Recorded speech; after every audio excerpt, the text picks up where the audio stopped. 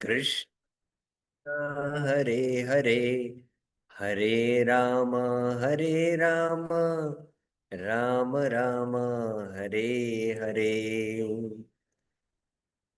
Hare Krishna. So welcome all of you for this every fortnight talk on Japa, the Japa talks. We are having this just a day before Ekadasi so that we can prepare our consciousness on the day of Ekadasi. So I'll just recap what we have discussed up till now so that we can have the continuity of thought. So in the first class, we discussed about I hope this is the first class. Yeah, first class of hearing the sound attentively. And there are these three stages, Namaprad, Namabhas, and Shuddhanam. When you commit the offenses, it is Aprad. When the offense is almost stopped, it is, Namabhas. And chanting without a trace of offense is Shuddhanam. So having defined, when we saw each of the definitions in a little more detail, and then we went into actually Namaparad. What constitutes offense? When you chant Hare Krishna, you have to hear Hare Krishna. But if you hear something else, that is inattention, that is offense. So this definition has to be very, very clearly. It has to drive in your consciousness what exactly constitutes offense. So we saw this, and if we saw that if the mind is acting or the body is acting while chanting the Hare Krishna mantra, you're not in trance. That means you're inattentive and you're committing an offense. In that context, we did this exercise to show how, when the mind acts, then we commit an offense. But the second part, we went a little more detail into it. The process of praying. The chanting has to enter the core of the heart, Then, gradually purification happens and Namabhas, you go to Shuddhanam. So very beautiful and profound statement of Srila Prabhupada we saw. And then we again went into it, that what it is means to chant mechanically. That means the mind is acting. And we saw what is the chitta, what is the subtle body, gross body.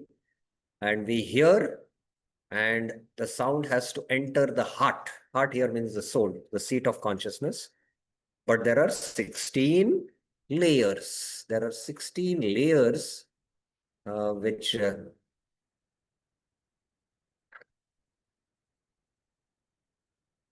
which block the sound to enter. There are 16 layers. So first is the earth, then there is the water, fire, air, and ether, Pancha Mahabhut.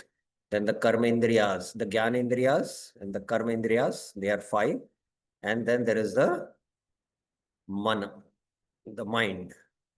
That is the last. So these 15 layers it has to penetrate. And we discussed that first 3 layers, this can be, counteracted by posture. And this is through the pranayam, breathing techniques.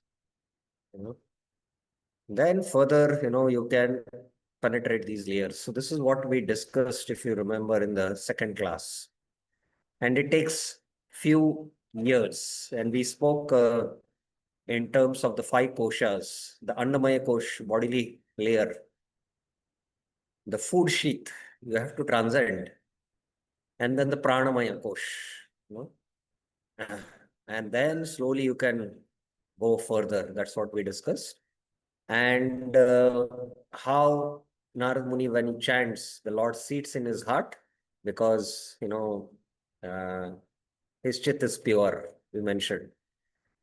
In that context, Prabhupada mentions how one should chant and gradually cross this offensive stage and attain Shuddhanam. Shuddhanam, we discussed about it. And we discussed this sutra When the heart is open, the mind is closed. And when the mind is open, the heart is closed. So this is the first sutra which you can use to, use so that the mantra can enter the heart. And of course, we are going to discuss this layers in detail I mentioned. And we have not yet started. Today we will discuss, one of the layers. So this was the second class. In the third class, in the third talk, we discussed the Nama Tattva from the Padma Puran. Nam Ekam. You have to just take once the name, But if there are offenses, then you will not get the Tarate eva satyam, but Shigram evatra na vipra. Phala janakam. It will not give the results. So then we saw that Bhaktivinoda Thakur also quotes the same verse. And then she says, Namabhas results are delayed by impure chanting with enormous faults. The only remedy is constant, intensive chanting for protracted period. And we saw the same reference Prabhupada giving in his purport to Kirtanam in 7.5.23. We saw this. And then actually we began the Sri Harinam Chintamani discussion on Namaprad Pramad. We began with the Mangalacharan and how Chaitanya Mahaprabhu, Haridas Thakur is saying that inattention is also counted as an offense. And this, the Lord taught to Sanatana Goswami and Gopal Bhatta Goswami. So we saw the verses from Chaitanya Charitamrita, when there is, those who are offenseless, if they practice any of these five limbs, then very soon they will attain bhava. And if you give up all other offenses, but if you don't give up pramad, then, you will not attain love of Godhead. And the reason is because of the offense of pramad. And in this context, how to, avoid pramad, we discussed this sutra, Japa Sutra, one mantra, one bead. So I hope devotees are clear with this and they are trying to implement this. So one mantra, one bead. So this was the third class. Today we are going to continue our discussion from the sixth verse, where Bhaktivinoda Thakur first defines pramad, and he is going to mention the three kinds of pramad and how to penetrate, the earth, water, and the fire layer. We will be discussing that today. So up to now, as a summary, what we have done, any questions, any clarifications you have? Any questions, any clarifications? Anyone has? Please keep your videos on so that we can have a clear discussion in this forum. Any questions, any clarifications up till now? I hope you're, going through this discussion so that you're trying to implement in your Japa sessions. Yes, Kabir Prabhuji. Hare Krishna, Prabhu. Prabhu, I taken your suggestion of one bead, one mantra completely. And maybe, I don't know whether I'm still impure. And after four mala, my tongue gets, what you call, clarity is missing. How do we correct that? Let me tell you that once you start implementing this sutra, one bead, one mantra, you can, with attention, maximum do 4 rounds. You're right. You can maximum, because samadhi avastha is 24 minutes. For those who have done dharan, dhyan and samadhi, they can go into samadhi for 24 minutes. Then they have to come back to external consciousness. Okay. So our chit is not pure that we can see in that consciousness for longer periods. Okay. So that 4 rounds you're doing, with conscious effort to chant one mantra, one bead, continue with that. The other is not happening. Don't try to put in efforts because it's not going to work. Because we don't have that So can I give a interconnectivity. break of 10-15 minutes or half an hour and do it? Yeah, I got it. Wait, let me finish. don't try to do that. Best is that you continue your chanting and be conscious that no, I could not, in the other rounds, put in my efforts. And, actually, we should sincerely repent to Krishna and that I gave you broken names as an offering. And the best, as you mentioned, good, you interrupted me, that usually I keep blocks of 4 Okay. for chanting. And generally, when it is morning, I make sure that I chant either 12 or 16 rounds in one go. If it is other times, then usually what I do is, yes, I now, frankly speaking, today I had a block of 8 rounds, one stretch. I decided that I'll sit in front of the deities and chant 8 rounds, one stretch. So like that, try to break them in blocks of 4, 8, 12. And generally, the more you do in the morning times, you can, have bigger blocks of 12 rounds and 16 rounds. And gradually over a period of many years, you will be able to build on from 4 attentive rounds to 8 attentive rounds to 12 to 16. And then actually really, you stay like that for quite some time or quite few years till you get that taste where, you have ruchi and the consciousness spontaneously flows towards the Nam or towards Krishna, which is a very, very exalted state, I feel. So till then, focus on trying to chant attentively and using these sutras. That's what is my suggestion. Hare Krishna. Is Thank it you, okay? Thank you, Prabhu. Hare Krishna. Okay. Okay. So let's now continue with our discussion. Now, we are going to today discuss what exactly is Pramad and the 3 types of Pramad. Pramada navadana e mula arth.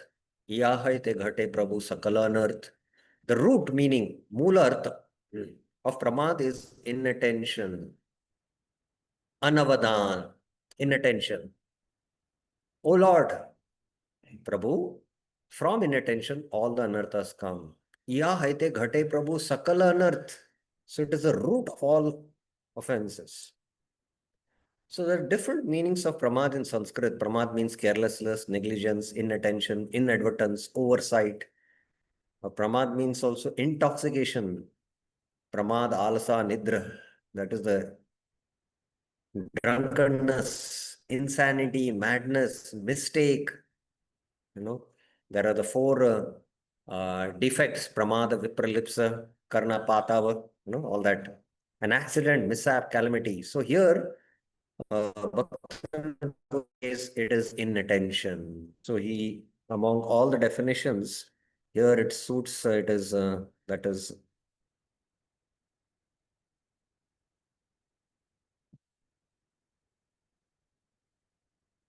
he takes this meaning. He takes this meaning. So based on the context, the meaning will change. So it is inattention because of carelessness. It's basically that it is a mode of ignorance. When you're in the mode of goodness, you're focused, you're concentrated. So that is what we can say.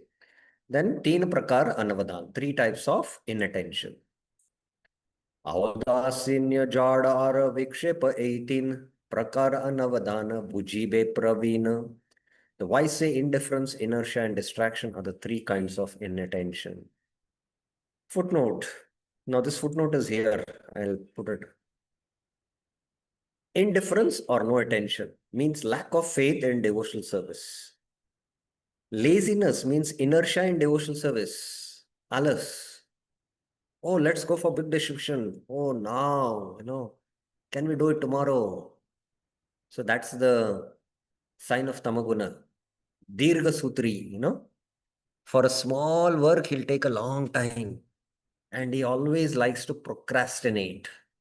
So this is the sign of laziness. Dirgha Sutri, as in the Bhagavad Gita itself.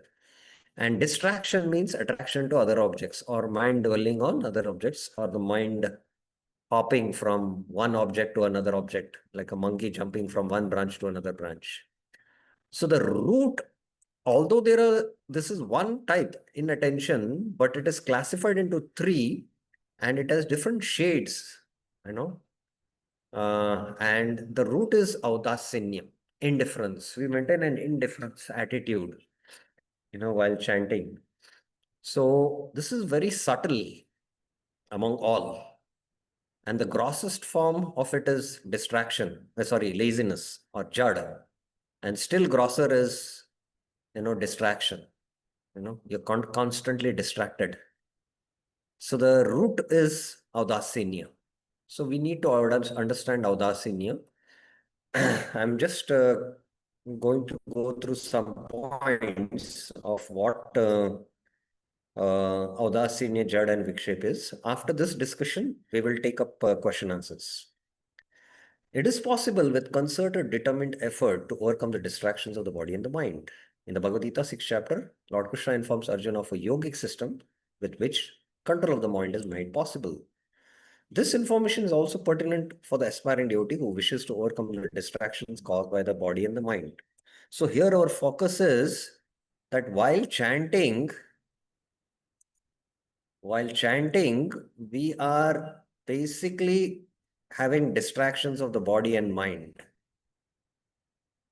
And especially we are going to go first to the gross level, distractions of the body. Now, then distractions of the mind is more subtle, But if we start working on the distractions of the body, basically it means the voice of body. What are the voices of the body? Anyone knows? Raise your hands. Let us see. What is the voice of the body? Gita Upasana Mataji. Yes. Yes. Hare Krishna Prabhuji, that my legs are paining, so that is the voice. Yes, very good, very good. Pain, body pain. Then what else can be there? Amar Jagannath Prabhuji. Amar Jagannath Prabhuji. Yes. Your audio is not functioning. Hare Krishna Prabhuji. Danda. Yeah. Prabhuji, sometimes we are facing a back pain, so we have to wake up for that. Just in general, I mentioned pain, just whatever it is, back pain or head or whatever it is. Yes. Generally, what are the different voices it speaks? What is the voice? Of course, the voice is coming from the mind, but it is the body's voice. What are those? Bhavagrahi Janardhan Prabhuji. Hare Krishna Prabhuji. Hungerness is also. I'm hungry, I'm thirsty.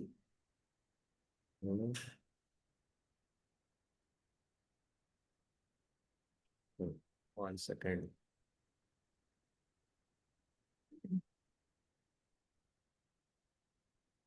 Hungry, thirsty. Shit, shut and rit, shut, thirst and hunger. So these are the kind of distractions, and by, mastering the body through sitting proper asanas, by proper asanas. In fact, yogasanas and practice of Surya Namaskar and all is very, very helpful. The body has to become still. At least the mind, it's very difficult to make the mind still, but the body, at least you have to make it still. If you're constantly moving from one place to another place, traveling, sometimes you remember that you have traveled by train and next day you take rest, and in the sleep also you feel that you're moving, right? So similarly, what happens? The body has to become steady, still. So you have to overcome the distractions. There is a way neophyte controls his mind. The way the neophyte controls his mind is to work for Krishna, not being attached to the results. And the way an advanced person progresses is cessation of work. Aruruksha muni rogam karma karanamuchyate. Yoga rudasita seva shama karanamuchyate. So in the beginning stages, actually, this is in the Ashtanga Yoga, Yama, Niyama, and Asana, and Pranayama.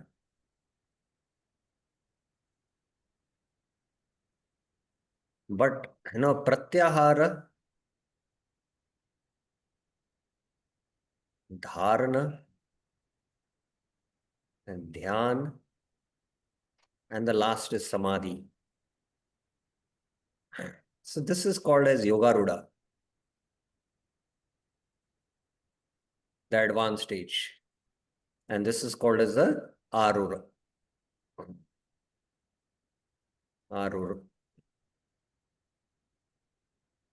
So the same thing in the Bhakti Yoga process, if you see, from the stage of Shraddha to Sadhu Sangha to Bhajan Kriya to Anarth Nivritti. And Yoga it is Nishtha to further stages. Nishtha, Ruchi, Asakti,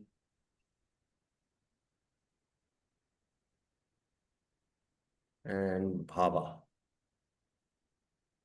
So then as you go higher, the concentration. So this is the reason initially we cannot stay focused for more than 4 rounds. Because anarthas are deep-rooted and bhajan is not intense.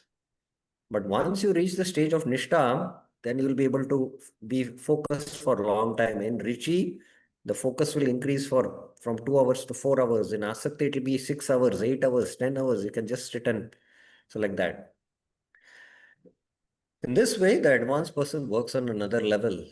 To attain a degree of concentration on the Lord, the sadhaka is wise to implement these ideas and also some simple pranayam techniques. So best is, I will be discussing this today, that we need to, in the Nectar of Devotion, Prabhupada gives this, that we need to just do some breathing inhalation and exhalation, the Anulom Vilom exercises by which you calm down the mind. And once the mind is calm, you begin your chanting. So just 5 rounds of breathing, which will take 2 minutes, not even 2 minutes. You just settle down and make the mind calm, a prayerful mood, just be within yourself and, become still, ground yourself and then begin your chanting. That will be very helpful. At times one may wish to chant, but the thoughts in the head being completely unruly and out of control may try to assert power and influence over the sadhaka's desires and build his intelligence. With steadfast determination, a sadhaka may use his intelligence to conquer over the mind and the distractions imposed by the senses. There is a way in which a sadhaka can place his conscious attention in the region known as the third eye. This is the Agya Chakra. And in this place, he can find greater peace.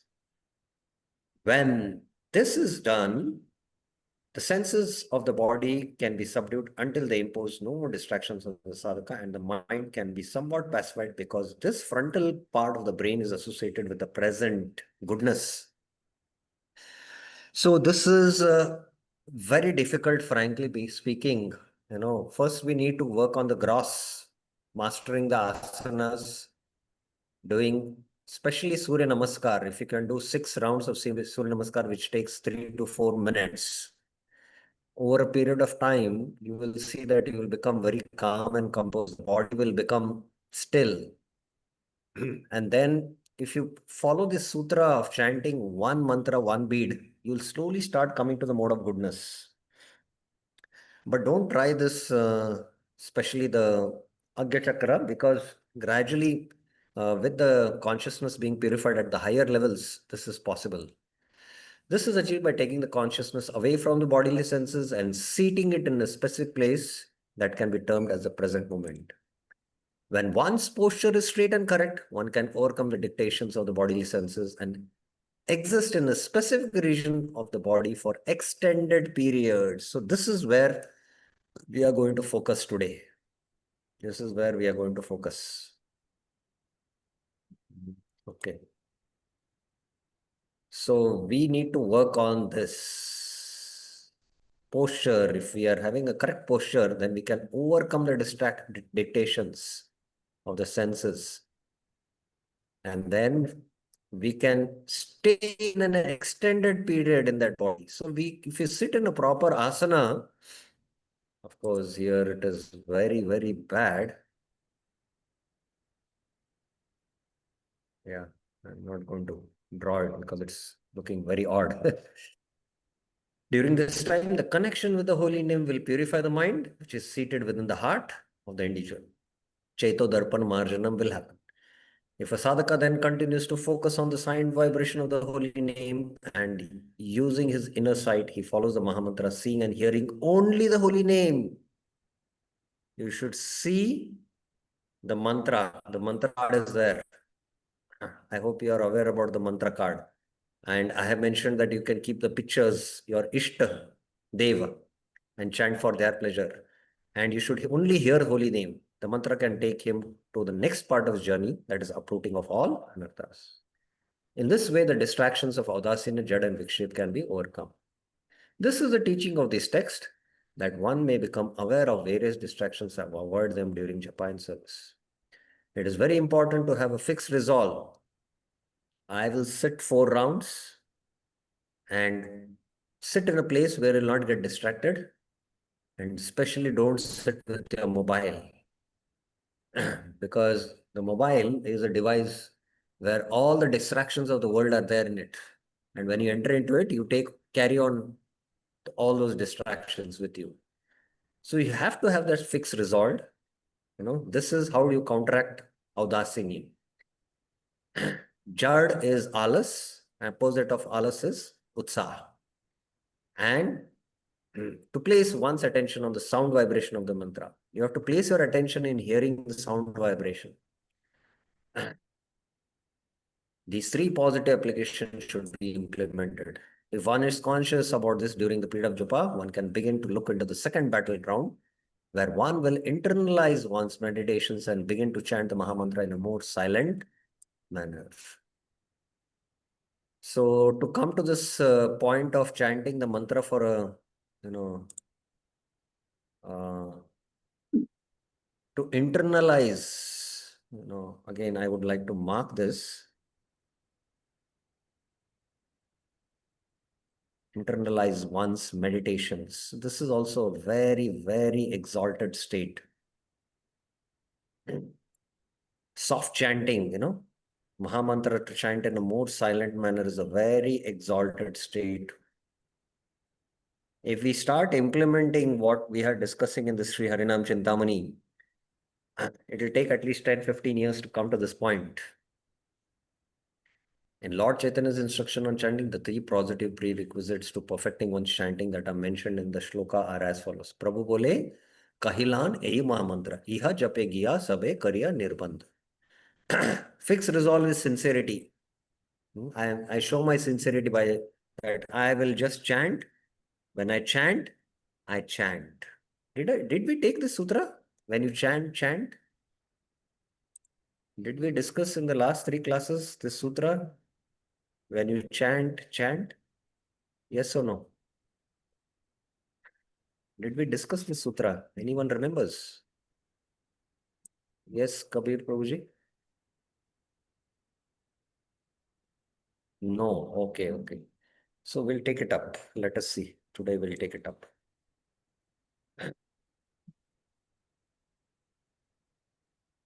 So sincerity means you show your sincerity, not that, you sit in a distracted place and chant. That's not sincerity. Fixed resolve, enthusiasm. You stay in the association of devotees who are enthusiastic.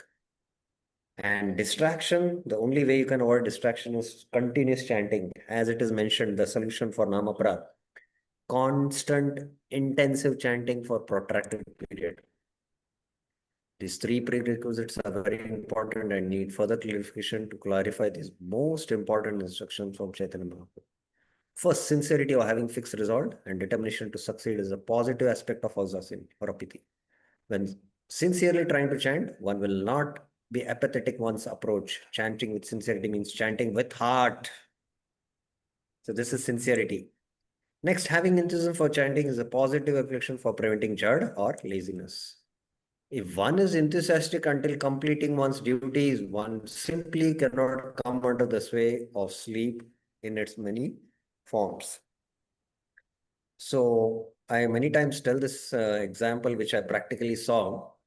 Uh, please don't type anything on the chat box. If you have a question, we will take it up. Just let me finish this discussion. So there is one, I think, family which stays in Vrindavan. They have two children now. So the mother every day is to come to the Goshala where the samadhis of our ISKCON sannyasis is there. And the kid also is to be there. And she used to chant with one pointed attention for 2 hours. And the kid would come and distract the mother, but the mother would not get distracted. And the kid knew that I cannot disturb my mother when she's chanting. So that's how, uh, and once this kid had to answer nature call, so he was trying to somehow get his mother's attention. But then he came to know that the mother is not ready. See, so on his own, he went in the garden, opened up his clothes, answered nature's call, then took a pipe in the garden, took bath. And then by the time mother finished the rounds, came, nicely cleaned him, put him fresh clothes. So one should be enthusiastic to complete one's rounds and one should not get up. That is fixed resolve. That's utsaha. Laziness descends on those who are not sincerely trying. Thus, Jad is the next level of down of audacity. And audacity must therefore exist within Jad. If one is Jad, then there is audacity. Having enthusiasm for chanting uproots the possibility of once being lazy. And the third, if one chants Nirman, the Vikshep is availed. The word Nirman translates as 64, but has a better connotation that gives better results when it is translated in practical terms as incessantly. Audasinya, Jad, and Vikshep are all namapras grouped under the headings of Pramad, which means inattention or madness. And sincerity, fixed resolve, enthusiasm, and chanting incessantly, placing one's attention on the holy name of the Lord are the positive applications to prevent Pramad. Chanting incessantly is the positive measure taken to prevent Vikshep, distraction. If one is distracted, one forgets to chant with attention, but one brings back the holy name again and again. Yato yato nishchalati manas chanchalam astiram.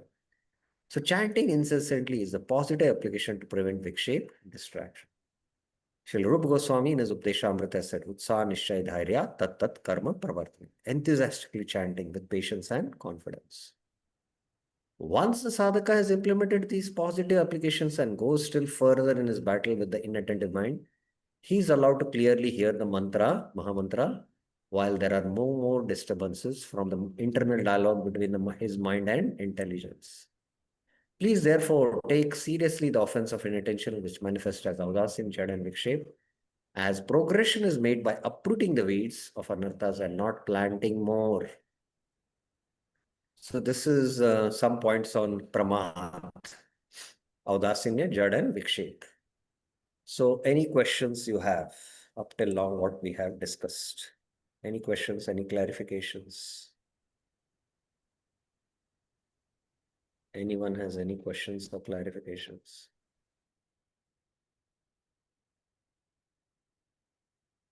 Two questions are there. Okay, let's take up these two questions. Geeta Upasana Mataji.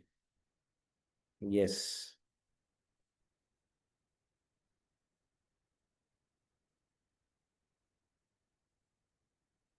Yes, Mataji. I have unmuted you, I guess. Yeah. Hare Krishna. Puji, so you said that the posture has to be correct, but sometimes we feel sleepy, so we are suggested to stand or walk little bit while chanting. So is that suggested in between the rounds or not? That is my question. Yeah, generally, Japa is actually called as, Japa meditation. And Japa meditation means we have to sit in an asana. Now, as we start growing old, it's going to be difficult to sit. So that's why if you're going to sit on a chair, you sit on a good hard chair. Now, right now I'm sitting on a wooden chair, which is completely perpendicular, 90 degrees. And don't relax on the chair. Just sit straight. Don't take the support, and then sit in the support of the chair, the armchair. Also keep your hands straight there. So do whatever best you can do in the given situation. You need a back support. Put some cushion there so that back doesn't trouble you. But don't take a little bit also. No relaxing. That's the point. No relaxing, so that you can attentively hear. Whatever it takes to make you hear attentively, do that. Now, generally, when I sit, say 1 hour, I don't have any trouble sitting, because it is a matter of few years that it took me to practice this. But then, if it is, not helping me further to sit and focus, then I change my asana to Vajrasana. I do one round in Vajrasana and then I come back again to, Swastika Asana. Or else it is still difficult, then I go into a place, a zone where people are not moving and there's no distraction in and around, and I need not focus my consciousness, when I'm going back and forth. So select that kind of a place where you can go back and forth and chant, and then again come back to your chair or to your asana. So that is the principle we need to follow. Is that clear, Mataji? Yeah. Kabir Prabhuji, yes. Hare Krishna Prabhu. Yeah. Generally, it is suggested to chant loudly. And can we chant silently also, Prabhu? No, it is not recommended at all to chant silently in the beginning stages. Okay. We should chant as much as it rings the bell in our consciousness. So whatever helps to hear the mantra, because the voices in the form of these samskars and vasanas are unlimited, and all these voices are speaking. If you start chanting softly in the beginning stages, you'll stop chanting, frankly speaking. So Prabhupada said initially chanting should be loud, but you should be also conscious that if you start chanting loudly, then others should hear their mantra. If you're disturbing, then if you're, and you want to hear your mantra because you're battling with your mind, then you sit in a place where, you can hear as well as don't disturb others. Others. That is what you have to do. Yes, Prabhu. And over a period of time, slowly, when you master hearing the mantra, then it will automatically become soft. Okay. But it takes a long time for your kind of information. It takes quite Yes. a long time to internalize one's chanting. Thank you. Okay. Any other questions anyone else has? Okay. So today the sutra will be, the next japa exercise is based on the posture, which is to counteract the, if you remember, the earth, water, and fire layers, the three layers. And pronunciation is a little subtle. It has to do with not exactly the mind, it is in between. And then there's a prayerful mood of the soul. So these are the three gates you can say. You have to transcend and enter the altar of the heart. Just like in Srirangam, you have to cross these three gates. So in Sanskrit, or in English, sorry, not in Sanskrit, alignment. Yoga means alignment. And it comes from the alinger, the Latin word means to be in line. So similarly, in the practice of yogasana, when I'm lifting my hand up, I inhale. So this inhalation helps me to lift the hand. So there are three things: the physical movement of the hand, the breathing, and my attention. Now, if I am physically moving the hand, I am breathing, but my mind is somewhere else, then it is not yoga. So the alignment is with the mind and the breath, the alignment with the breath and the body, and the alignment with the body and the breath and the mind. Then only yoga is achieved. So similarly, when we start working on alignment of the body, mind, and the soul, then you have really achieved yoga. So today we are going to discuss about the posture. So Prabhupada on posture. Prabhupada, we know that His Divine Grace, Bhaktisiddhanta Saraswati Thakur, always sat very erect, and it was stated here that Bhagavad Gita, it is stated here in the Bhagavad Gita that one should sit erect. Will this aid us in our concentrating on chanting our japa? If we try to concentrate, if we try to sit erect without any while chanting, Prabhupada says, no, it doesn't require any sitting posture. But if we can sit, it helps you. It helps you. If you can sit straight like this, it will be very nice. It can help. Yes, you can concentrate even in chanting and hearing. So Prabhupada initially says, no, but it helps. Because ultimately, chanting, Mother Yashoda doesn't sit in any yogic posture to remember Krishna because she has prema for the Lord. While, churning the butter, the churning rod and the pot, she is able to go into Leela Smaran. But that is Siddhas, Nitya Siddhas. But we as sadhakas, although this is not directly a bhakti practice, it is a Ashtanga yoga practice of sitting in a proper posture, but we use that because it helps. It aids in our hearing.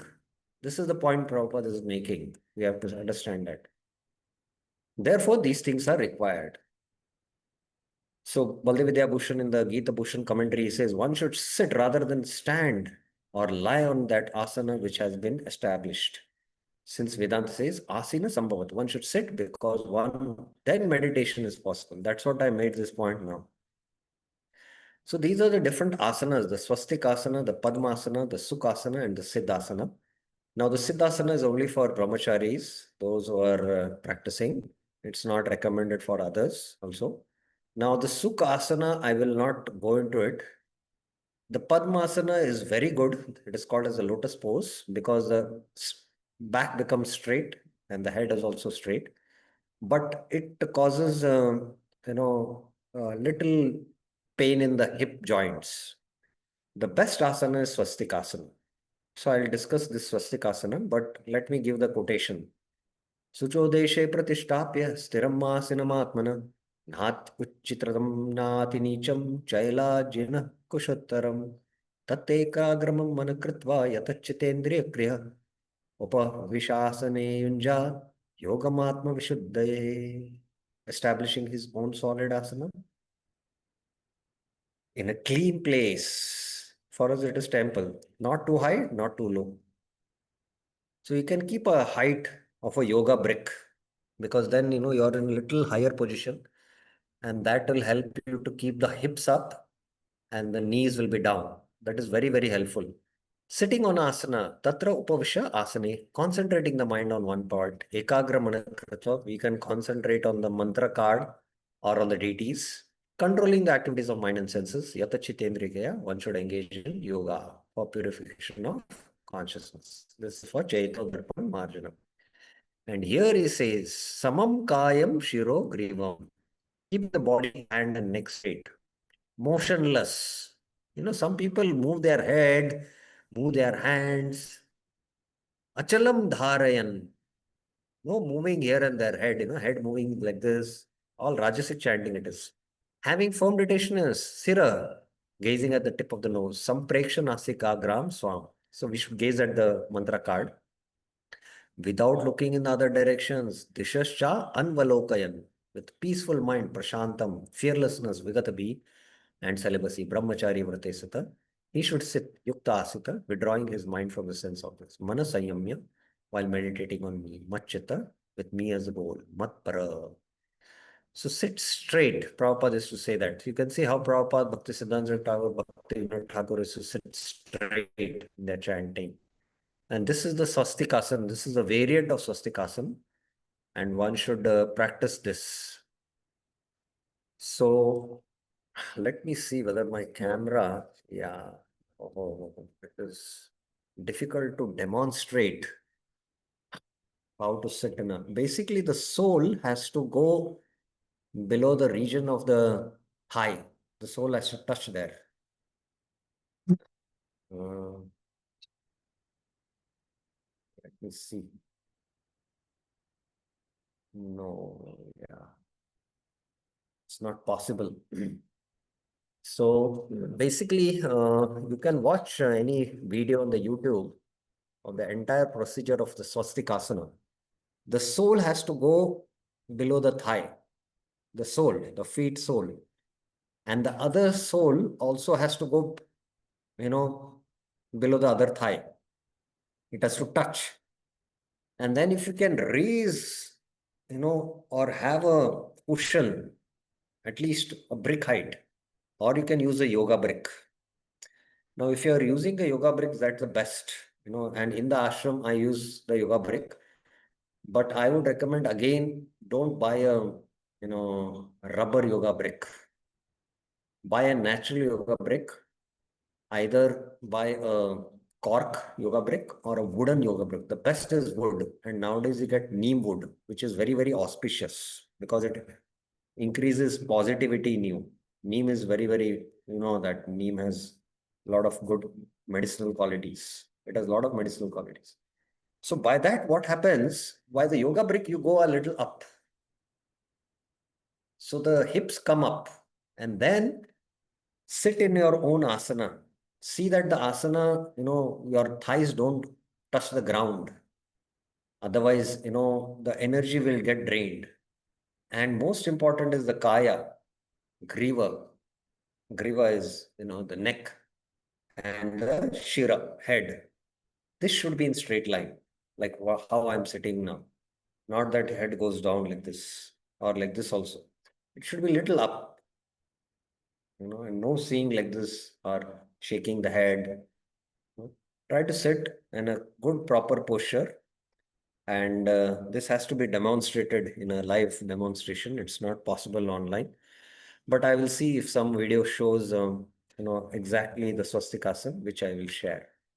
So this is what, if you do, actually, if you're sitting in an asana like this, just by sitting in a proper posture, and I'm just showing you the mudra. This is the dhyan mudra, or this is the vayu mudra, or this is the prana mudra, the last two fingers, and either best is the prana mudra. The prana mudra is the best, or dhyan mudra, or the vayu mudra. Again, I'll share these pictures. Keep in the left finger and the right finger, and you cannot bend your fingers down because that is sign of tamaguna, and not hold them stiff. It should be very calm and relaxed. No resting your hands on the thighs. That means again it's a sign of laziness. So the posture also should be in satguna, not in rajaguna or tamaguna. Little bending go down or little relaxing the hands on the thighs is tamaguna. And holding too stiff. Some people I have seen devotees, while chanting, they are stiff. Hare Krishna, Krishna Krishna, as though they are fighting with Krishna, So that is not recommended, You have to, don't battle with your mind, calm down, deal with your heart, open the heart, and, so that's the best recommended procedure. So please try this, and I will try to share, if there is any video on exactly the swastikasana and these three mudras which I mentioned, and try to implement that in your chanting. And by this, you can overcome the bodily distractions, which is the first level in our chanting, to hear the mantra. And if you start mastering this over a period of time, over a period of years, I remember one devotee who attended first time this workshop when I conducted in 2022, December. I was really in bad health, very, very bad health. Practically my body had broken down, but still I conducted this seminar. And my friend came for this with all difficulties, traveling all the way, And then he went back and I started implementing. After 3 years, he called me. I said, just sitting in this posture, I'm not able to hear the mantra. I'm battling to hear the mantra, but devotees seeing me sitting in the posture, they all feel that he's really absorbed in the chanting. So you'll attain a level of mastery just if you start sitting in asana and trying to, put determined efforts to hear the mantra. You'll be able to penetrate few layers among the 16 layers, avarnas. That's the point. Okay, so we'll stop here. Any questions, any clarifications anyone has?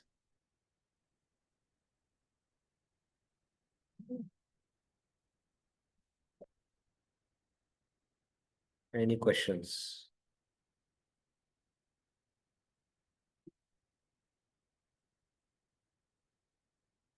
Okay, so then there is one question.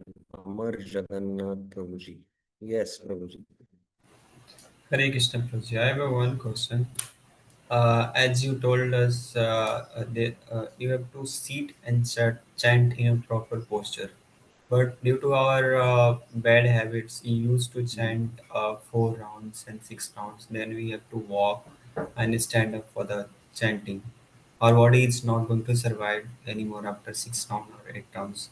And mind is also very flickering after that. Very tough to maintain past and future. This is the two questions combined with the same. So how can we? No, I'm not able to clearly hear you, frankly speaking. Hare Krishna Prabhuji, Yeah, is it audible? yeah. So my question is, after 4 rounds or six rounds, we have to stand up and chanting. Due to previously chant be like that. So now is Mm. you said you have to chant in a sitting posture. So Mm. as of now, what we should do actually with the body? Yeah, see how it is. Once you have programmed your mind that after 6 rounds, the mind's voice will speak, the karma indriya will say, now walk and chant. The mind's voice will speak, and you'll start doing that. But it is, that's how we are under the programming. So you have to put in efforts in that 6 rounds. You chant in a proper posture over a period of time, then try to increase it to 8, and then maybe take a break, and then next 4 rounds, like that. So sometimes I don't count my rounds if I've, walked and chanted. Because for me, chanting means sitting and chanting. You cannot do a altar seva, in a moving car or a moving train. It's difficult, when you're moving, right? You have to be on asana, and it has to be, so it's very difficult, So I understand what you're saying, but we have to gradually. The first day when I joined and I sat to chant, my legs were paining. I said, I cannot do this for even 1 round.